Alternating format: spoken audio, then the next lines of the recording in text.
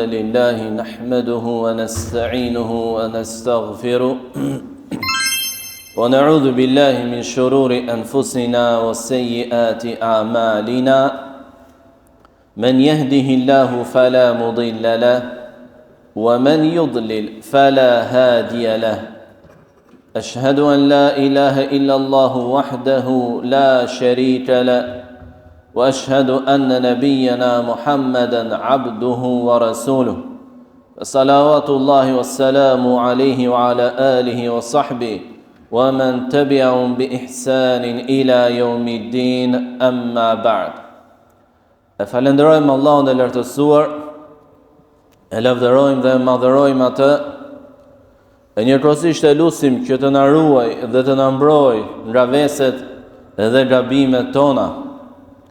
Atë që Allahu udhëzoi në rrugën e drejtë, askush nuk mund ta humbë prej saj përveç tij. Dhe atë që Allahu e humbi nga rruga e drejtë, askush nuk ka mundësi ta udhëzojë në të përveç tij. Dëshmoj dhe deklaroj se nuk ka të adhuruar me të drejtë e me merit përveç Allahut, i cili është një, nuk ka rival, nuk ka të barabartë dhe as të ngjashëm me të. Gjithashtu dëshmoj se Muhamedi alayhi salatu wassalam është robi i Allahut dhe i dërguar nga ai për mbar njerëzimin. E lutim Allahun e lartësuar që salavatet dhe selamet e tij, lavdërimet, falet, mirësitë, begatitë e tij të jenë për profetin ton Muhammed, familjen dhe sahabët e profetit, por edhe për të gjithë besimtarët e tjerë musliman deri në fund e në vijim. Xhamati i nderuar, me mirësinë dhe suksesin nga Allahu, ju apo të gjithë muslimanët kanë hyrë në pjesën më të lavdishme të këtij muaji të madh, agjërimi të cilit është shtyllë nga shtyllat e Islamit, dhe janë pikërisht këto 10 net të fundit të Ramazanit, në të cilat profeti alayhi salatu wassalam e shtonte adhurimin e tij ndaj Allahut më shumë se në netet e tjera. Siç përcillet nga Aisha radhiyallahu ta'ala anha, e cila thonte se kur hynin 10 netet e fundit të Ramazanit, i dërguari i Allahut sallallahu alaihi wasallam e gjallëronte natën e tij dhe shtonte adhurimin apo e adhuronte Allahun akoma edhe më shumë se në netet e tjera. I largohej kënaqësive të kësaj bote, të kësaj bote dhe e zgjonte edhe familjen e tij. Në këtë fjalë Aisha radhiyallahu ta'ala anha tregon se cila ishte gjendja e të dërguarit të Allahut në këto 10 net. Dhe ai është modeli ynë, të cilin Allahu na e ofroi dhe na e bëri detyrë pasimin e tij. Ja, njihemi me gjendjen e tij. Gjendja të dërguarit të Allahut sallallahu alaihi wasallam në këtë muaj pra e gjallëronte natën e tij. Cili është kuptimi e gjallëronte natën e tij? Nuk flinte, apo flinte fare pak. Dhe e gjallëronte me çfarë? Me të ngrënë, me të pirë, me dëfrime. Ja, me adhurim.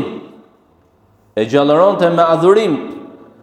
Dhe pra me lexim Kur'anit, me namaz, me dhikr, me dua, me istighfar, i përfshin kjo fjalë, e gjallëronte natën e tij. I përfshin kjo fjalë, e gjallëronte natën e tij. Dhe i largohej kënaqësive të kësaj bote. Dhe merrej me adhurimin e Allahut subhanahu wa ta'ala. Jo vetëm ai, e zgjonte familjen e tij. Pra dhe kryefamiljari musliman e angazhon, e nxit familjen e tij për adhurimin e Allahut në këto net të begata, në këto net të veçanta, më të lavdishme të muajit. Pse? Sepse në një nga këto net është nata e madhe e Kadrit. për të cilën Allahu i lartësuar thot inna anzalnahu fi lejletil qadr. Ne zbritëm Kur'anin në natën e Kadrit, wa ma adraka ma lejletul qadr. Çfarë të bëri ty të dish, apo a e kuptove ti me të vërtet madhështinë e natës së Kadrit?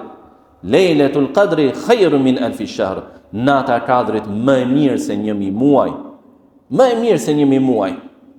Adhurimi Allahut në të më i mirë se 1000 muaj. Kërkojeni atë, thot profeti sallallahu alaihi wasallam, në 10 netëshin e fundit në netët 8. Në 10 netëshin e fundit në netët 8. Kërkojeni natën e Kadrit. Prandaj profeti sallallahu alaihi wasallam për të arritur të mirësi që në realitet çfarë është dhuratë nga Allahu. Allahu po të dhuron shpërblimet më dha sa për 83 vjet 1000 muaj.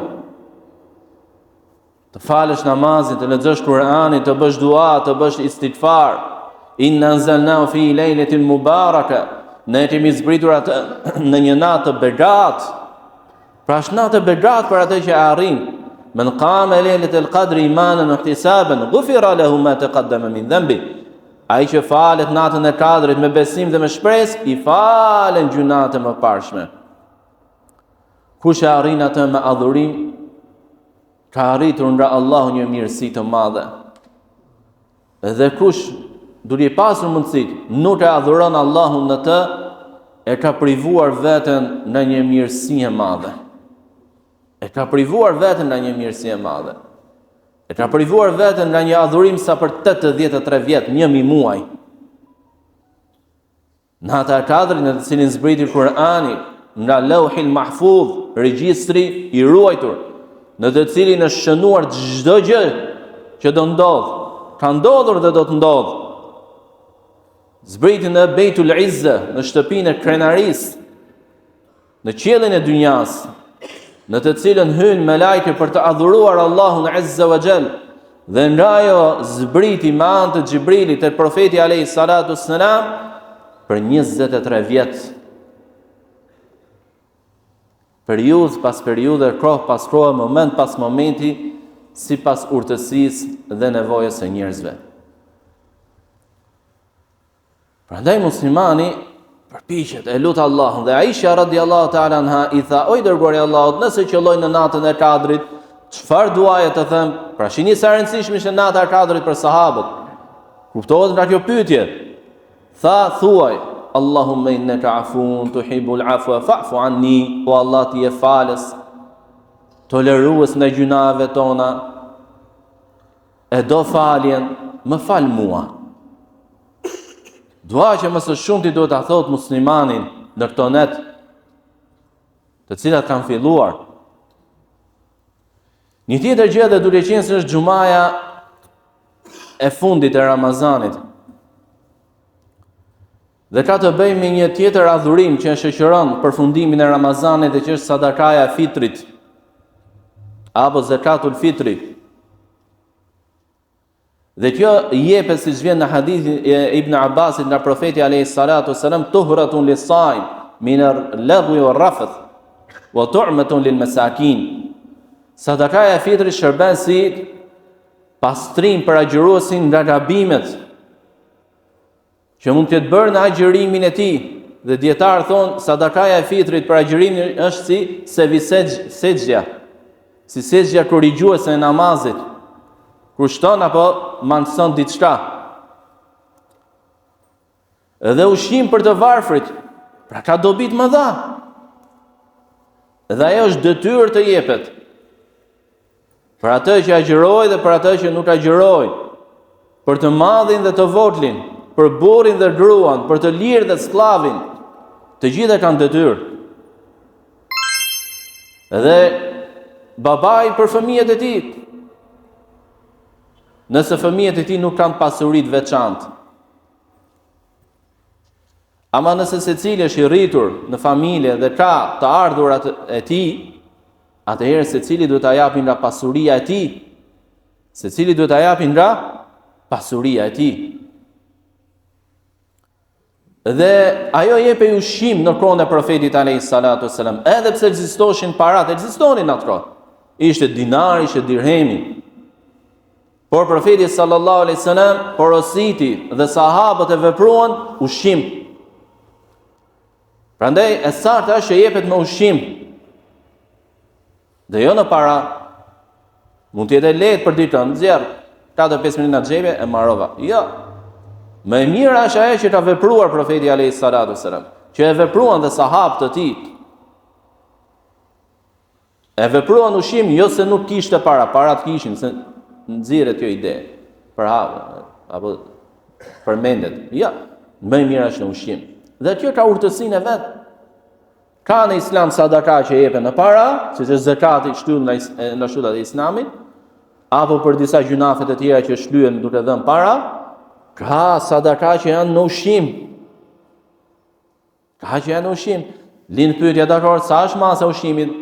Një enë që quhet sa në kohën e profetit alayhis salam, e konvertuar me njësitë matëse bashkëkohore, afërsisht 3 kg për person nga familja. Për shembull, janë 4 vjet, nga 3, 12. Dakor, çfarë lloj ushqimi mund t'i japim? Ushqimet bazike. I përmendim për ta bërë më të qartë, orizi, mielli, makaronat, fasulja, thjerëzat e të ngjashme me to. Ushqimet bazike. Nuk hyn tu vaj, sheqeri, kripa, salca, nuk hyn. Mund t'i japësh plus, po, por jo për të plotësuar 3 kg. Kur jepet, më e mira është të jepet në natën apo mëngjesin para faljes së Bajramit. Nuk lejohet më pas. Por lejohet të jepet edhe 2 ditë apo 1 ditë para ditës së Bajramit. Dhe ajo u jepet muslimanëve. أقول قولي هذا وأستغفر الله لي ولكم ولسائر المؤمنين من كل ذنب فاستغفروا إنه هو الغفور الرحيم. الحمد لله رب العالمين والعاقبة للمتقين ولا عدوان إلا على الظالمين والصلاة والسلام على أشرف المرسلين نبينا محمد وعلى آله وصحبه ومن تبعهم بإحسان إلى يوم الدين أما بعد. Nesër është një fest jo për ne muslimanët, jo për ne që themi la ilaha illallah, e cila çfarë do të thotë? Që adhurimi përket vetëm Allahut dhe largohesh nga çdo formë e idhujtarisë, shirkut, paganizmit. Dhe një nga ato manifestime apo forma është edhe festa e nesërme. Le të jetë diçka e trashëguar. Gjërat nuk vlerësohen nëse janë të sakta apo jo nga zakoni i njerëzve apo nga që është e trashëguar. Jo çdo zakon është i mirë, jo çdo festë e trashëguar është e mirë. Të gjithë e dimë që kjo festë është pagane, idhujtare dhe shoqërohet edhe me manifestime të tjera pagane, siç është vendosja e verores, asaj fijes me ngjyrë rozë apo mund të jetë me ngjyra të tjera në dorë, apo mbajtja në shtëpi e vezëve, plisave, luleve, apo vendosja të dera e një dege, dhe të gjitha këto me besimin se mund sjellin mbarësi. Nuk i lejohet muslimanit festimi një feste të tillë, le të jetë në ndrysninë e fëmijëve, apo në ndrysninë e të afërmëve të tij. Jo, ai llogarin do ta japi para Allahut. Jo para fëmijëve, jo para prindërve, jo para të afërmëve, jo para njerëzve të tjerë, të cilët në një ditë në Ramazani hajnë e pinë pa pirën e gales. Në mes të qytetit, tërbohen me ato argëtimet e tyre, ndërkohë që është Ramazan, muaj adhurimi, muaj përkushtimi, muaj kthim tek Allahu, muaj reflektimi, muaj pendimi. Për njerëz të tillë nuk ka mëshirë nga Allahu në këtë muaj, që zbret mëshira Allahut Azza wa Jall. Prandaj muslimani është musliman, çdo thot musliman ta kuptoj, i dorëzuar tek Allahu, jo tek zakonet, jo tek qefet e njerëzve, jo tek bindja ndaj të tjerëve, jo tek servilizmi i të tjerëve, jo, tek Allahu. Ti je rob i Allahut dhe do të përgjigjesh tek Allahu. Dhe çdo gjë e mirë vjen nga Allahu për ty. Dhe çdo mbrojtje ndaj keqja vjen nga Allahu për ty. E ç'të duan ty zakonet paganet e të tjerëve.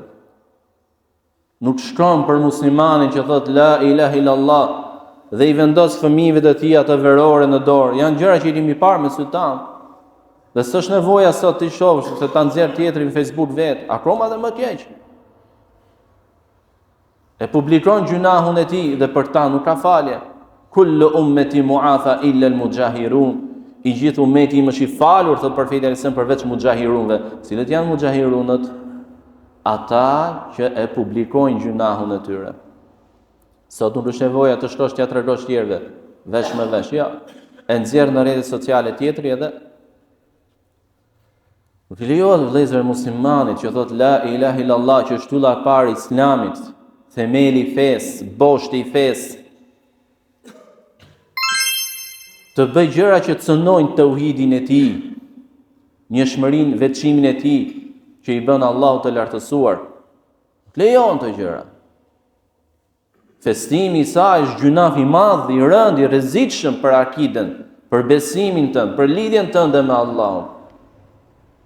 Nuk mund t'ja lejosh vetes që në këtë muaj të begat të madhërishëm ta zhveshësh veten nga shpërblimet e këtij muaji me festime të tilla. Por kalon edhe në shirk të madh, pra që del njeriu nga feja. Nëse i beson ato dogma apo rite pagane që përmban kjo fest, është e rrezikshme. Dhe nuk i lejohet muslimanit të bashkëveprojë apo të jetë pjesëmarrës në gatimet tradicionale të kësaj feste, apo në angazhimet e tjera që kanë të bëjnë me këtë festë. Nuk i lejohet fare. Të pranosh veçimin e Allahut në adhurim, tauhidin e tij, do të thotë që të largohesh edhe nga shirku dhe çdo formë e tij. Le të jetë traditë, vëllezër. Përpara traditës ne kemi fen. Zoti është mbi gjithçka. Atëherë të ecim me këtë parim, me këtë besim. Ja mësojmë fëmijëve tanë, ja mësojmë familjarëve tanë, ja mësojmë të afërmëve tanë. E pranuan, elhamdulillah se pranuan. Kaq është detyrë për ne, për sjellja. Elusim Allahun Azza wa Jall t'i fali gabimet tona, t'i pranoj adhurimet tona, t'a pranoj agjërimin ton, namazin ton. Na japi neve sukses që t'jemi për atyre që falen natën e Kadrit me besim dhe shpresë, që agjërojnë Ramazanin me besim dhe shpresë. Elusim Allahun Azza wa Jall na japi begati në vetet tona, të qoftë ky muaj për ne një muaj në të cilin është pranuar falja, pendimi, na ka përfshirë mëshira e Allahut, begatia prej tij. Allahumma salli ala Muhammedin wa ala ali Muhammad kama sallaita ala Ibrahim wa ala ali Ibrahim innaka Hamidum Majid. Wa barik ala Muhammedin wa ala ali Muhammad kama barakta ala Ibrahim wa ala ali Ibrahim innaka Hamidum Majid. Wa aqimus